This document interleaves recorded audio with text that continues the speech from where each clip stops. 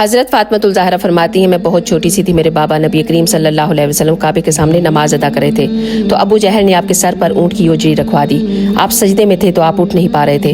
حضرت فاطمہ کہتی ہیں حضور کو سجدے میں دیکھا تو چھوٹے چھوٹے ہاتھوں سے میں نے اوجری نیچے گرائی، حضور بولے کچھ نہیں تو میں نے حضور کی انگلی کو تھاما اور میں کنویں کے پاس لے آئی، حضور بیٹھ گئے اور میں کنویں سے پانی نکالنے لگی، میں حضور کی زلفیں دوتی جاتی اور حضور روتے جاتے۔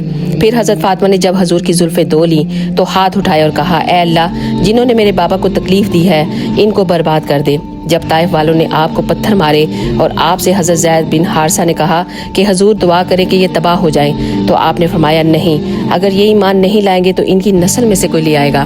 حضور نے کبھی بھی کسی کے لیے بد دعا نہیں کی تھی۔ تو جب حضرت فاطمہ نے کہا کہ اے اللہ انہیں برباد کر دے تو حضور نے بھی ہاتھ اٹھائے اور کہا کہ اے اللہ جیسے میری بیٹی کہتی ہے ویسا کر دے۔